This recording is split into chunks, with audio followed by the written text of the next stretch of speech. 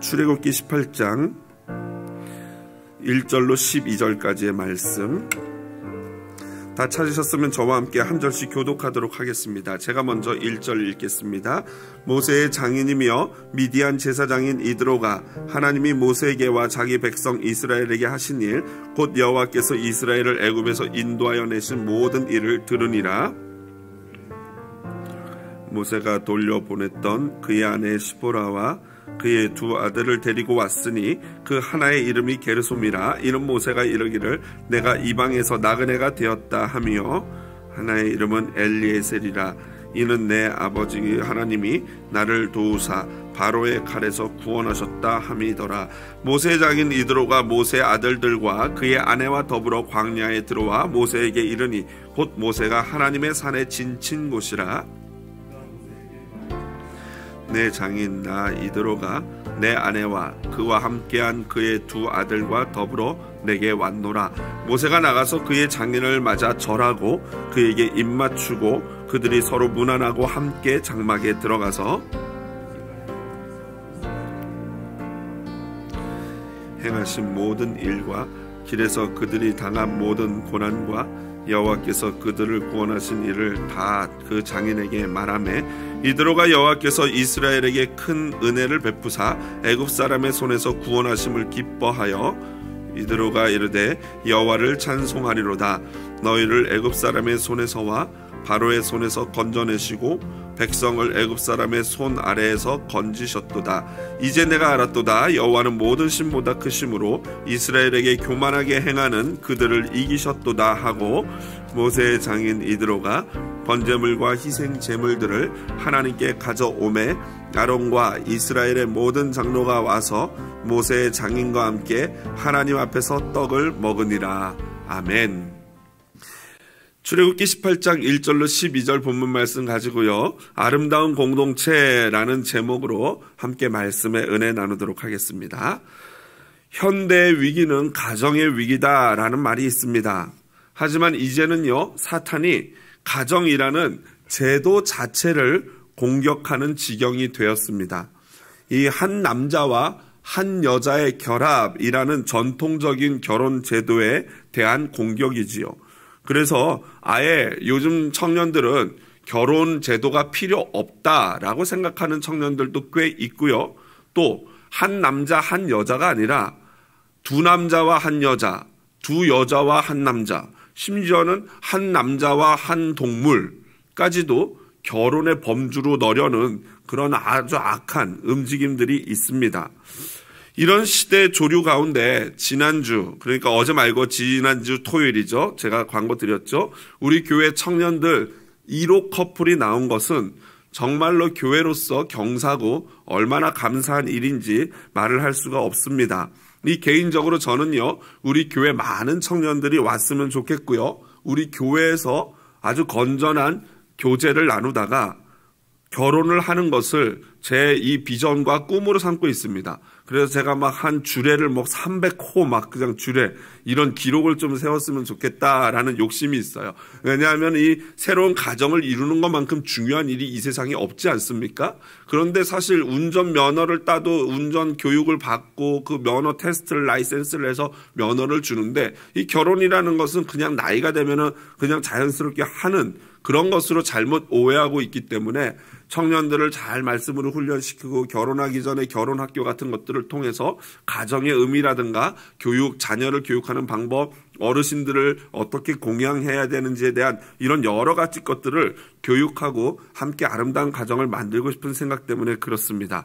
하지만 이 결혼이라는 것이 여러분 다 우리가 아시다시피 두 사람이 하나가 되어 수십 년을 다르게 살아올다가 하나가 되어서 만나서 하나가 되는 한 사람이 되는 것은 결코 그리 만만한 일이 아닌 것을 우리는 다 경험하고 있습니다.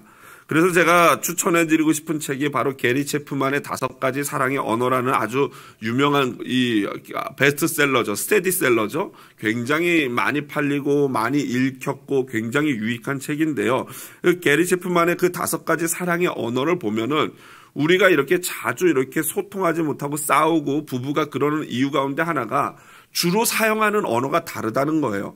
주로 사용하는 언어가 그럼 뭐 남편은 영어고 아내는 영어고 남편은 한국말이고 뭐 그래서 이게 안 통하나? 그게 아니라 각자가 사랑을 느끼고 자기의 뜻을 전하는 언어가 있는데 그 언어는 말뿐만이 아니라 행동까지도 포함되는 거예요.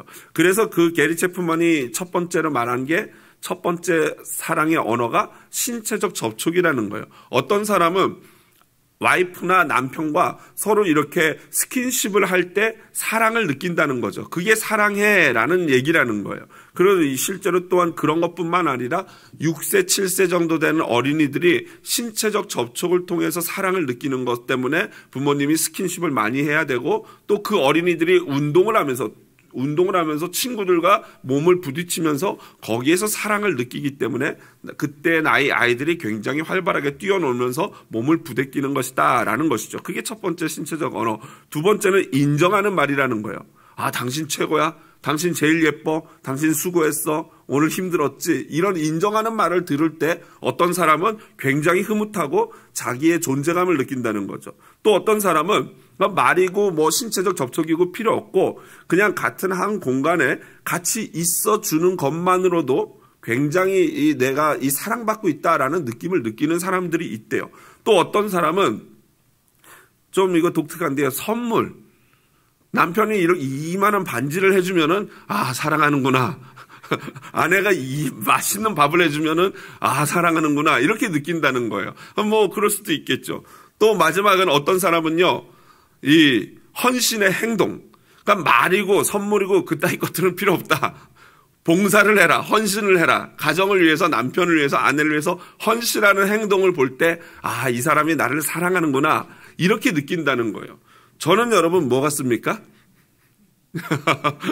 뭐 사람들이 대부분 5가지가 이렇게 혼재돼서 섞여 있겠지만 저 같은 경우에는 헌신의 행동인 것 같아요. 그러니까 아내가 막 뭐 가정을 위해서 아이들을 위해서 뭐 이렇게 헌신하는 걸 보면은 아, 아내가 사랑을 하는구나.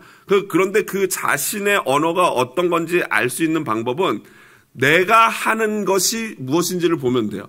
내가 남편에게 막 선물을 사주거나 내가 아내를 위해서 막 빨래를 하고 설거지를 하고 청소를 하는 사람일 경우에는 그 사람의 사랑의 언어가 그 행동일 수 있어요. 또 막 상대방에게 선물을 자주 하는 사람은 그 사람이 느끼는 사랑은 선물이라는 거예요. 그러니까 그 사람 선물을 자주 하는 사람한테는 어떻게 대해주면 돼요? 선물을 주면 돼요. 그러면은 그 사람이 굉장히 내가 사랑받고 있구나 느끼는 거예요. 막 봉사를 하는 사람한테는 봉사를 해주면 돼요.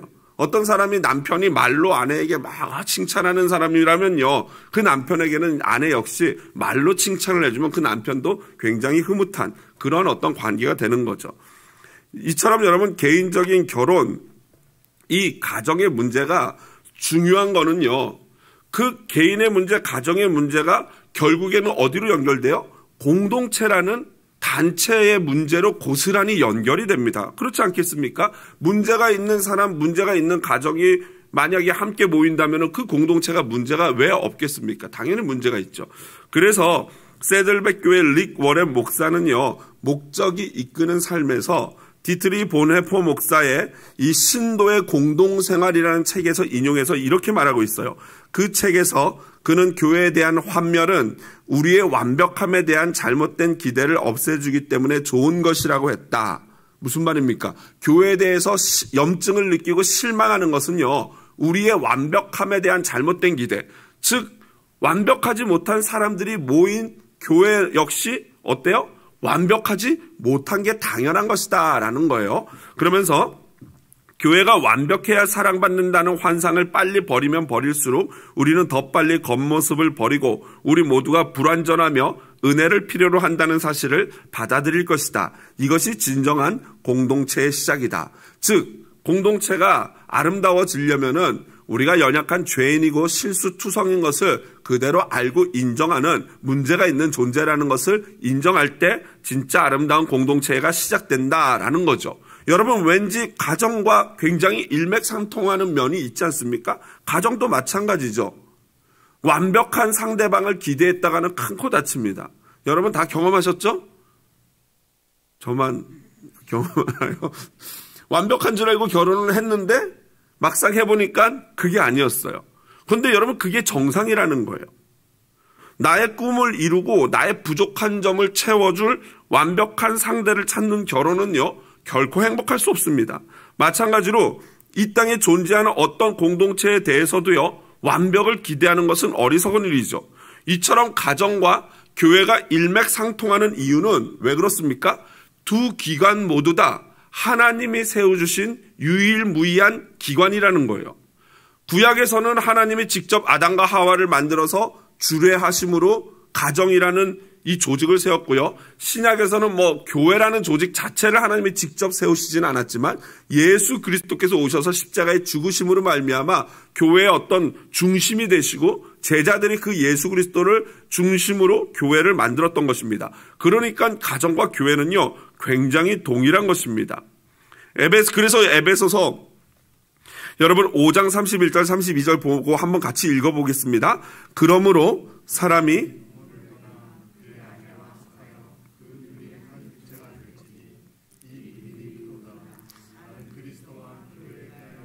그렇습니다, 여러분. 나는 그리스도와 교회에 대해 말하면서 가정 이야기를 했어요. 그러니까 가정 이야기 이꼴 교회, 그리스도와 교회의 관계의 이야기고 그리스도와 교회의 관계가 결국에는 부부와의 관계와 동일한 것이다 라는 거예요. 그러니까 사도 바울이 이렇게 말하는 것은 이 사도 바울은 이 가정과 교회는요, 연결된 고리와 같다는 것이죠. 한마디로 가정 생활을 잘하는 사람이 어떤 생활도 잘해요? 교회 생활도 잘하게 돼 있는 거예요. 또 교회 생활을 잘하는 사람이 가정 생활 역시도 잘할 수밖에 없다라는 것입니다. 저는 오늘 본문을 통해서 바로 이 아름다운 공동체, 즉 가정과 교회에 대한 모습을 발견할 수 있었습니다. 여러분, 이 본문을 통해서 어떻게 교회와 가정의 모습을 발견했나 함께 같이 따라오면서 저의 이 생각을 따라오시면서 살펴보도록 하겠습니다. 이 현대 가족 공동체의 위기 중 하나는요, 이 바쁜 생활이에요. 바쁘게 돌아가는 생활로 말미암아 가정이 해체되고 있습니다. 서로 얼굴조차 보기 힘들 정도로 바쁘게 돌아가는 현대 사회는요, 그 분주함 자체가 사실은 위기예요.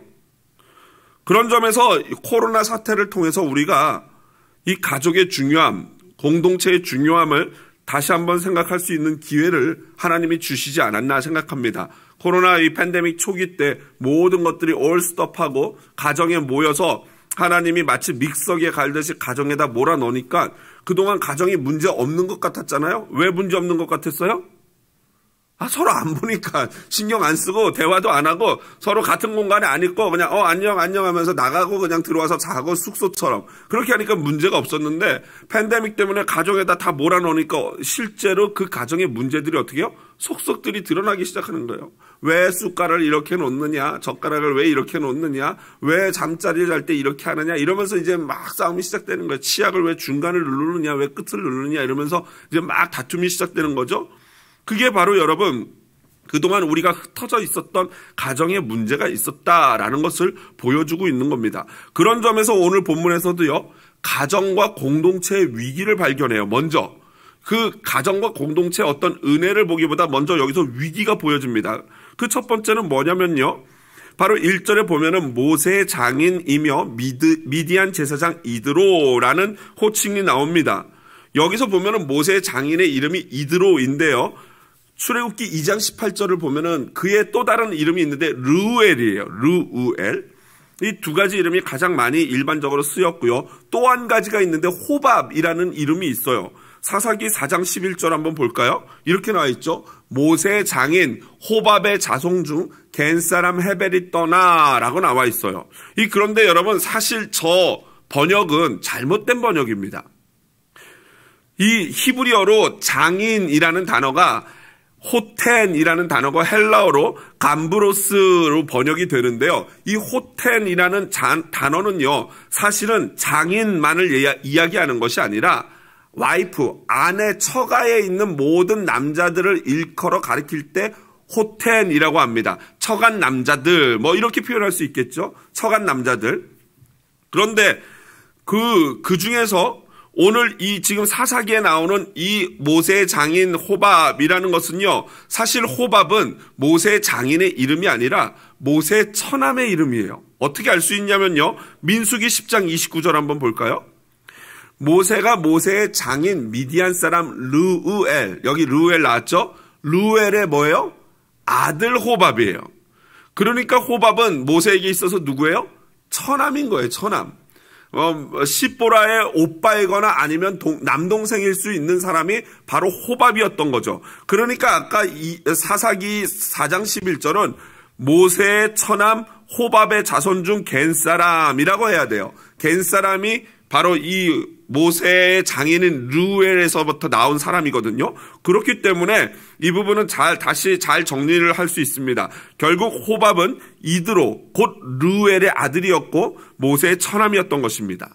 자, 그러면 르우엘이라는 이름의 뜻은 무엇인가? 하나님의 친구, 전능자의 친구라는 의미를 가지고 있고요. 이것이 그의 본명이고, 이드로라는 이름은요, 아마도 그가 제사장이 되었을 때 그에게 주어진 어떤 직책적인 호칭이 아닐까라고 생각을 합니다. 여하튼 르우엘과 이드로, 이 두 가지가 바로 모세의 장인의 이름으로 쓰여지고 있다라는 거예요. 그리고 분명한 것은 이 르우엘, 이드로는요, 모세를 만나기 전까지 여호와 하나님을 믿는 그런 사람은 아니었던 것이 확실합니다. 또 한 가지 살펴볼 것은요, 미디안의 제사장 이드로라는 표현이에요. 미디안이라는 족속. 여러분, 미디안이 누구입니까? 바로 미디안은요, 아브라함의 후처인 그두라의 소생으로 그의 후손들을 가리켜 미디안이라고 합니다. 창세기 25장 1절 2절 보시죠.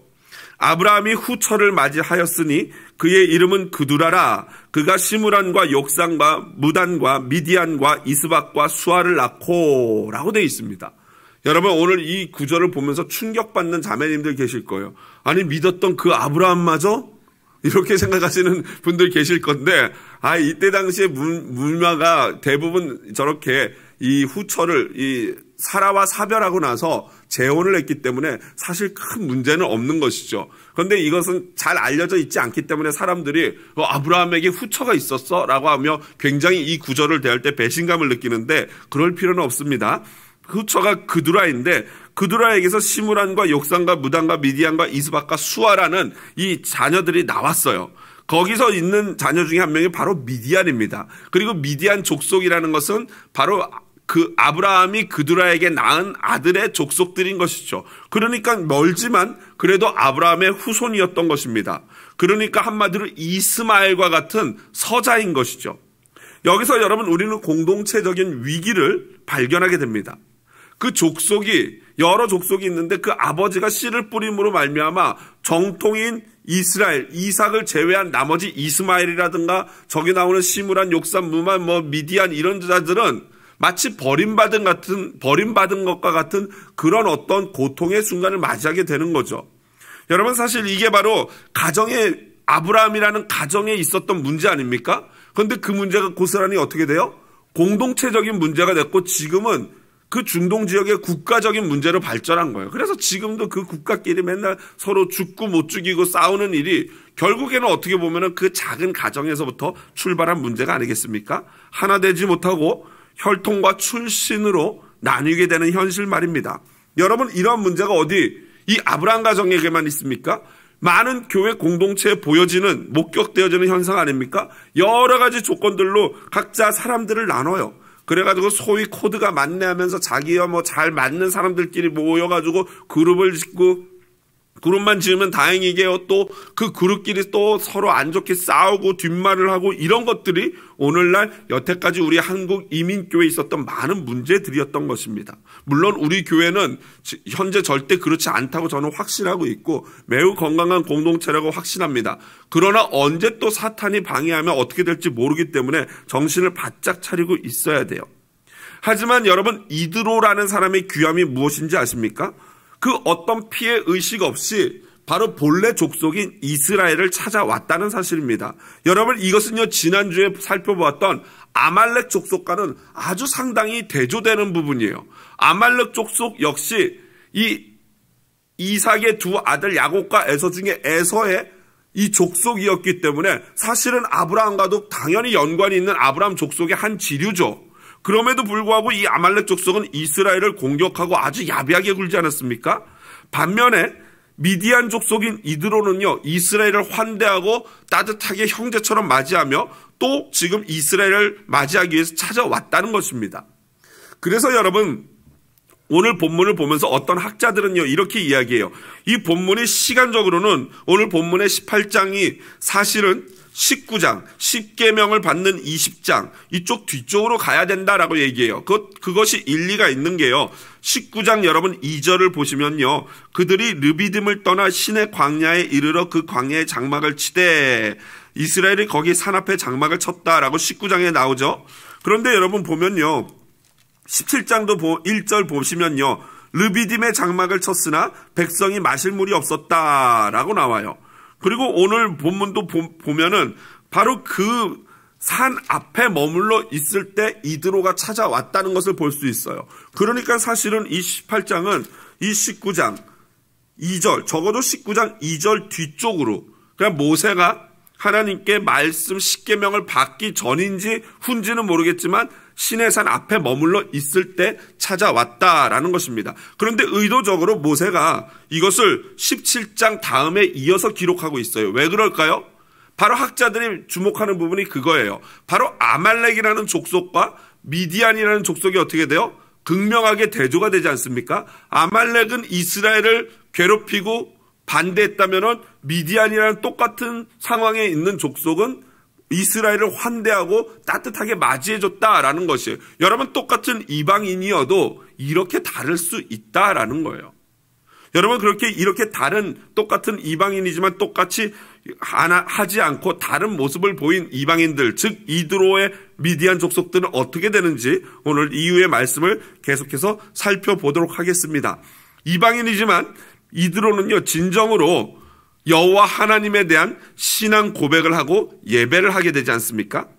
오늘 본문에서 첫 번째로 살펴봤던 위기는 이런 공동체의 위기라고 말씀을 드렸습니다. 두 번째 위기는요, 바로 가정의 위기예요. 사실은 공동체의 위기, 가정의 위기는 같은 이야기죠. 오늘 장인 이드로는 모세 아내 시보라와 게르솜과 엘리에셀을 데리고 모세에게 옵니다. 분명 모세가 애굽을 향할 때는 온 가족을 다 데리고 갔거든요. 그런데 어느 순간 보니까 오늘 2절의 표현을 빌리자면은 모세가 돌려보냈던 그의 아내 시보라와 그의 두 아들을 데리고 왔으니 라고 되어 있어요. 그러니까 어느 순간에 모세가 장인 어른에게 아내와 손주들을, 아들들을 돌려보냈던 것이죠. 언제 그랬을까요? 여러분, 언제라고 추측이 됩니까? 여러분 기억나시죠? 출애굽기 4장에 보면은 그 피난편 사건, 그 애굽으로 가는 중간에 이 모세가 이 마음이 약해서인지 아니면 아내 시보라의 그 힘에 눌려서인지 아들들한테 할례를 주지 못했단 말이에요. 그런데 그 길에서 천사가 나타나가지고 모세를 죽이려고 했단 말이죠. 그때 시보라가 그거를 느끼고 얼른 아들의 그 생식기에 포피를 베어 할례를 행한 다음에 그 포피를 모세의 발에다 갖다 대면서 당신은 내 피난편입니다 하면서 피눈물을 흘렸어요. 그리고 나서 모세가 안 죽고 살 수 있었거든요. 그래서 바로 출애굽기 4장 25절에 저렇게 돼 있죠. 같이 한번 읽어볼까요? 시보라가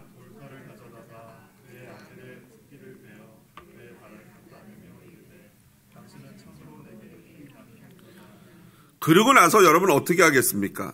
제가 모세라도 그럴 것 같아요. 여보, 이 길이 아무래도 평탄치 않을 것 같으니 당신은 우리 장인어른 댁에 가서 좀 머물러 있는 게 좋을 것 같아요. 라고 당연히 하겠죠. 아마 당연히 그랬을 거라고 저는 생각이 됩니다.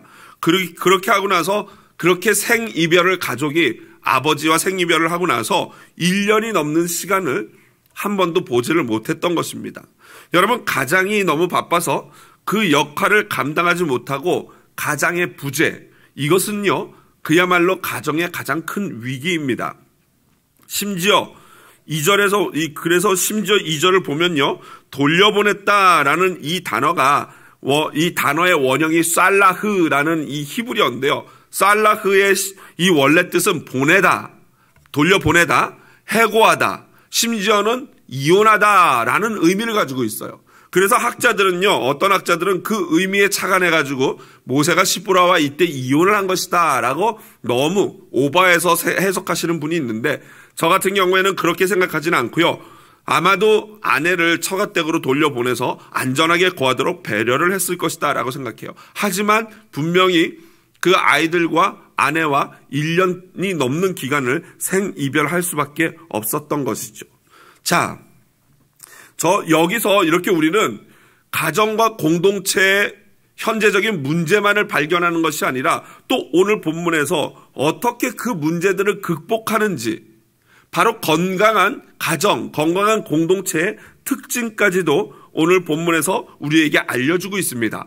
그 건강한 공동체 가정의 3가지 특징을 함께 살펴보고 말씀을 마무리하도록 하겠습니다. 먼저 첫 번째 특징은요, 건강한 가정이나 공동체에는요, 반드시 사명을 위한 사랑의 희생이 있어요. 사랑의 희생.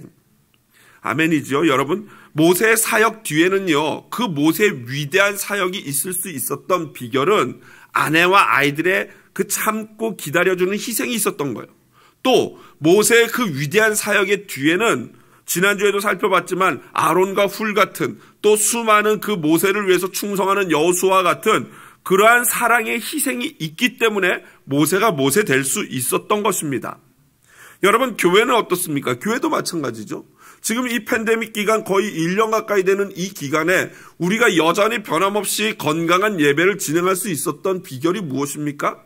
그래도 눈이 오나 비가 오나 앞에 나와서 막 그냥 목이 쉬나 막 아니면 목소리가 삑 하고 삑사리가 나나 뭐 변함없이 나와서 찬양 인도를 하는 우리 간사님이 있고, 또 함께 예배하는 우리 찬양팀, 우리 신기묘 선생님 드럼 치는 신집사님, 뭐 베이스 연주하는 사역자, 건반 치는 사역자들, 이런 분들이 있기 때문에, 또 안내하시는 우리 집사님 부부가 계시고, 그 앞에서 오시는 분들 일일이 온도 재고 한 번도 빠짐없이 주의를 지키고, 또 방송 뒤에서 방송팀의 영상과 이것들을 다 뒤에서 서포트하는 이런 분들이 없이는 우리가 편안히 앉아서 집에서 예배를 할 수가 없는 것입니다.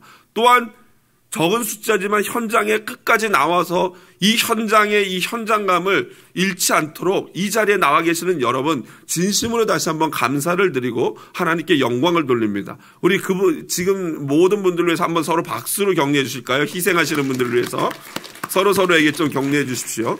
그런 분들이 있기 때문에 사역이 이루어지는 것입니다. 공동체가 되는 거예요. 가정이 되는 거예요. 그래서 뉴욕 리디머 장로교회 원로 목사님 팀 켈러 목사는요, 자기 중심적인 현대인들의 결혼관에 대해서 이렇게 지적을 하고 있어요. 같이 한번 읽어볼까요? 혼인을 자아실현에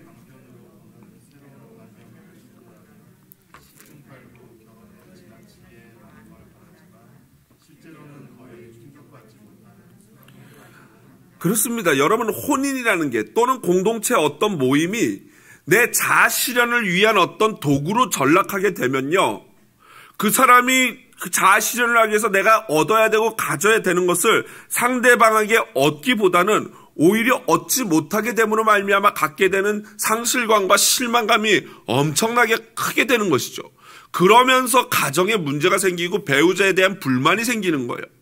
여러분, 혼인이라는 것이 내 자아실현, 내 부족한 부분을 이 사람을 통해서 메꾸겠다, 이게 결혼이 아니에요. 이 결혼이라는 것은 자아실현이 아니라 오히려 자아부정이에요. 무슨 말인지 아시죠? 결혼을 하는 순간 나는 아무것도 아닙니다. 내가 상대방을 위해서 어떻게 사랑의 희생을 해야 될지 생각하는 것, 이것이 진짜 결혼이라는 것이죠. 그러면서 이 릭 워렌 목사는 팀 켈러 목사는 성령의 도우심으로 자기 중심성에 맞설 것을 권면하고 있어요. 인간은 죄성이 있기 때문에 다 자기 중심적이에요. 그런데 성령의 은혜로 그 도우심으로 내 중심적인 생각을 버리고 자기 희생으로 나가야 한다라는 것입니다. 어떤 공동체이든지 간에 상호 간의 사랑과 희생 없이는요, 결코 하나 될 수 없어요. 두 사람도요, 둘 중에 누가 조금 더 희생하지 않으면요, 결코 하나 될 수 없어요. 예를 들어 볼까요? 여러분, 두 사람이 점심을 먹으려고 그래요. 한 사람은 짜장면을 먹자 그러고 한 사람은 스테이크를 먹자 그래요. 그럼 어떻게 해야 됩니까? 이렇게 말씀드리면 꼭, 목사님, 푸드코트라는 좋은 곳이 있습니다. 거기 가면 여기 가게가 쫙 있어가지고 골라서 와서 한 테이블에서 먹을 수 있습니다.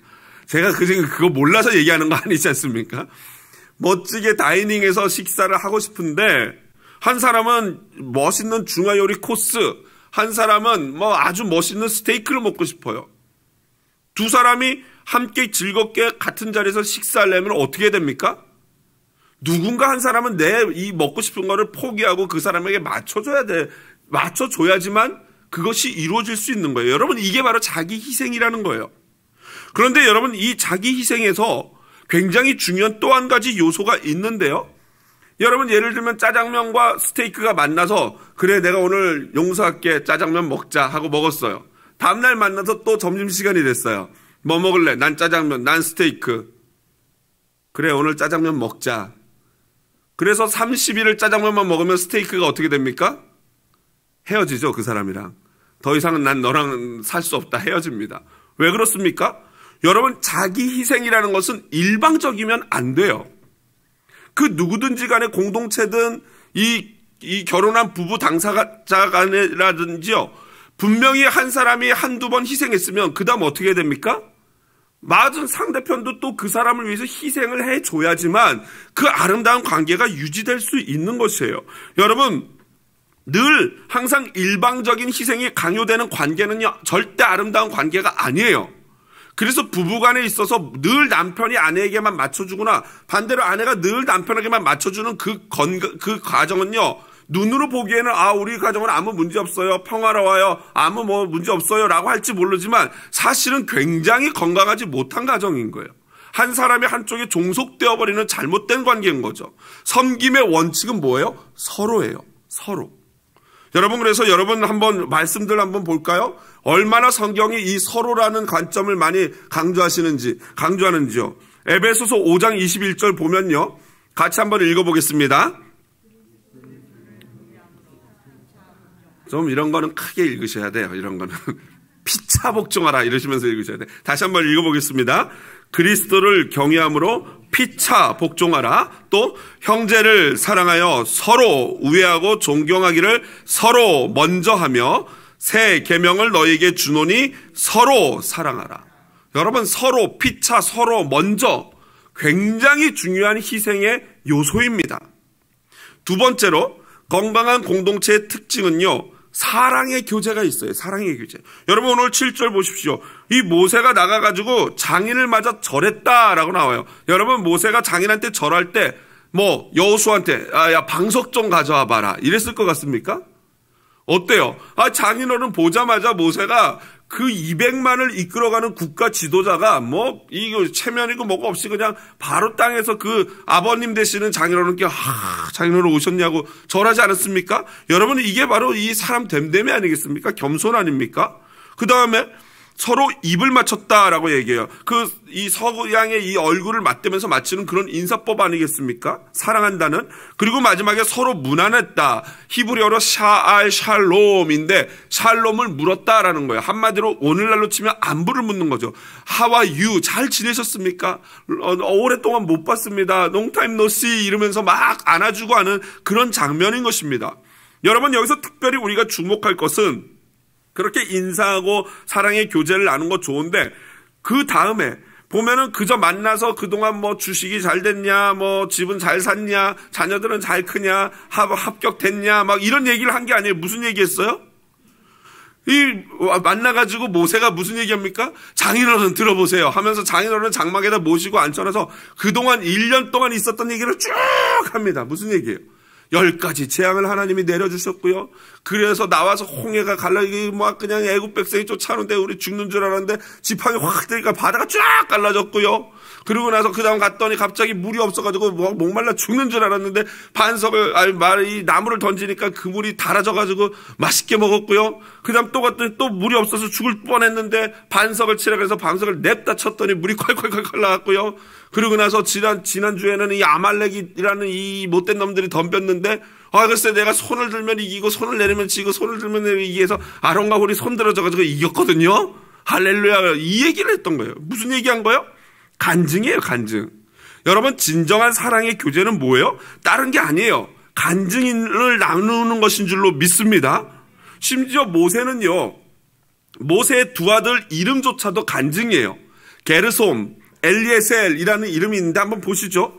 게르솜이라는 이름은요, 게르라는 나그네와 샴이라는 거기가 합성어로 게르샴이 돼가지고 거기서 나그네가 되었습니다. 거기 이 애굽에서 이 나그네가 되었던 그 고난의 그런 세월, 이스라엘 대표적인 세월을 얘기하고요. 엘리에셀은요, 엘리, 나의 하나님, 생각나시죠? 예수님이 십자가에서 엘리 엘리 라마 사박다니 할 때 그 엘리, 나의 하나님이고요. 그 다음에 에체르, 에셀, 이것이 도움이란 뜻이에요. 나의 하나님은 도움이십니다 라고 고백해요. 이름 자체가 간증이에요. 그러니 여러분, 진짜 사랑의 교제는 무엇입니까? 다른 게 아니에요. 어느 동네가 좋은지 마트에서 얼마를 할인하는지 이런 게 중요한 게 아니라 일주일 동안 우리가 어떻게 살았는지, 하나님이 나에게 어떻게 역사를 하셨는지, 이 위기의 팬데믹 기간에 하나님이 우리를 어떻게 아주 신묘막측하게 아주 세밀하게 역사하시는지를 나누는 대화, 이것이 진짜 성도의 교제인 것이에요. 여러분, 그런 점에서 일주일 동안 여러분 가족들과 성도들과 만나서 무슨 대화를 나누셨습니까? 내 입에서 어떤 얘기들을 주로 하십니까? 우리의 사랑의 교제에는 문제가 없는지 오늘 한번 또 고민해 보시길 바랍니다. 마지막으로, 건강한 공동체, 가정이나 공동체의 특징은요, 바로 살아있는 예배가 있는 것입니다.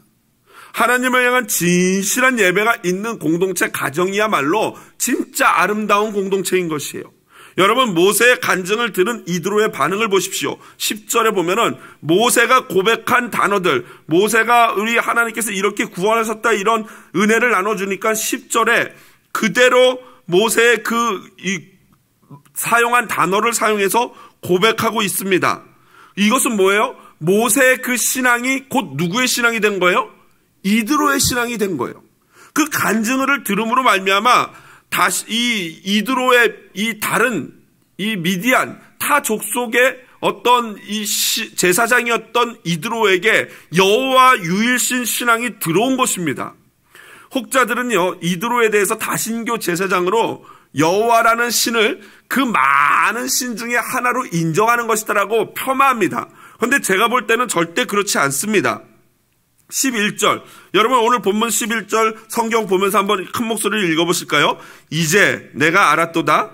여호와는 모든 신보다 크심으로 이스라엘에게 교만하게 행하는 그들을 이기셨도다. 아멘. 여러분, 이 고백이 어떻게 들리십니까?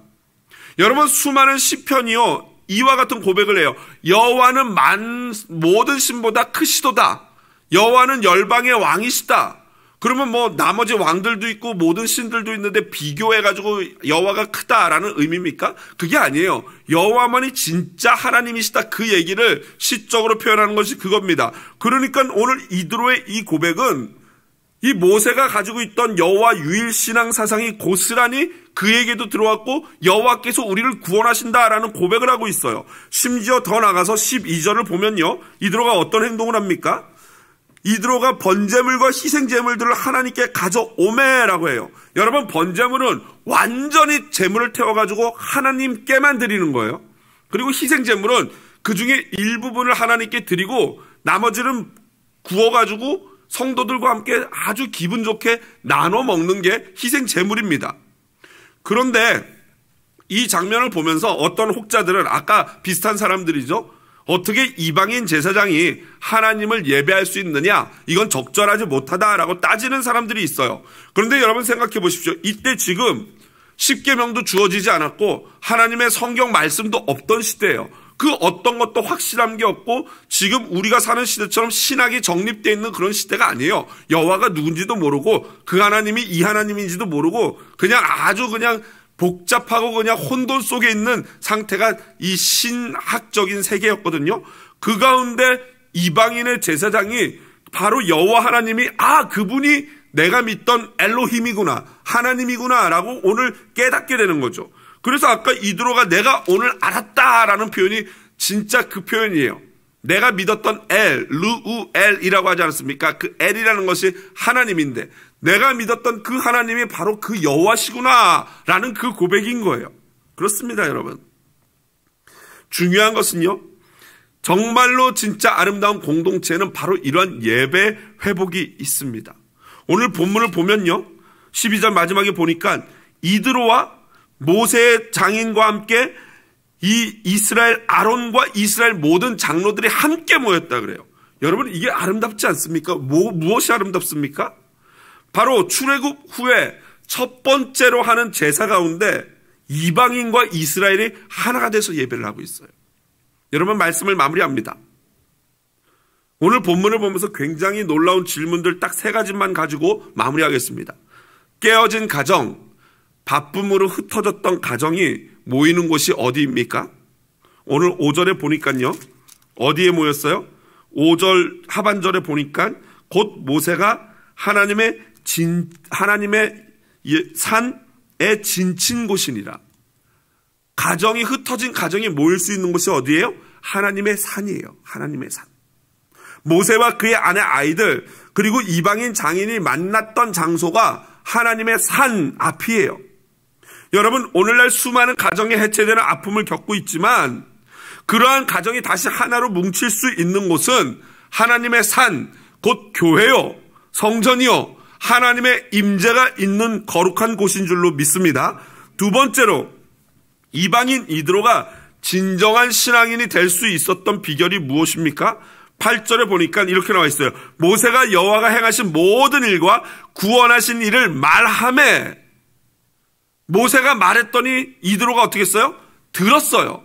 이게 바로 진정한 신앙인이 될 수 있는 비결이에요. 곧 하나님에 대해서, 하나님의 구원 역사, 결국에 뭡니까? 복음이에요. 복음.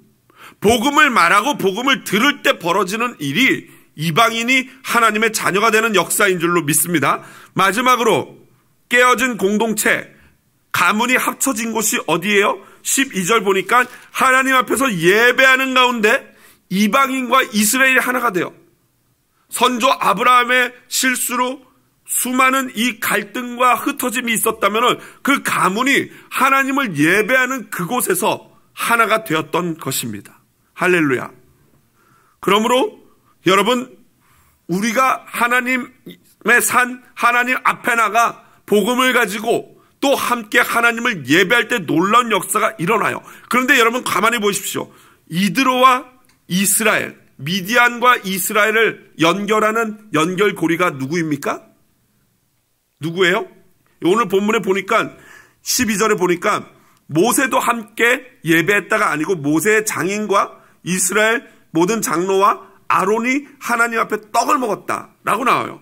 그들을 연결하는 본드처럼 그들을 붙이는 역할을 누가 하고 있어요? 모세가 하고 있는 거예요. 모세. 여러분, 그런 점에서 모세가 누구입니까? 예수 그리스도인 줄로 믿습니다. 그런 점에서 모세가 예수 그리스도를 예표하고 있는 거예요. 여러분, 그렇습니다. 깨어진 가정, 흩어진 공동체가 모일 수 있는 유일한 곳은 하나님의 산, 곧 교회요, 말씀 앞이요, 예수 그리스도 안 밖에는 없습니다. 위기의 순간 시대일수록 우리는 예수 안에 거해야 합니다. 이 말씀 한번 읽어드리고 말씀을 마무리하겠습니다. 다 읽으면 좋겠는데요, 14절만 우리가 한번 읽어보겠습니다. 에베소서 2장 14절 말씀 한번 같이 읽어보겠습니다. 그는 우리의 화평이신지라 둘로 하나를 만드사 원수된 것 곧 중간에 막힌 담을 자기 육체로 허시고. 그렇습니다. 우리의 가정과 우리의 공동체를 회복시키실 수 있는 유일한 분은 예수 그리스도뿐인 줄로 믿습니다. 우리 그것을 고백하는 믿음으로 이 찬양 부를까요?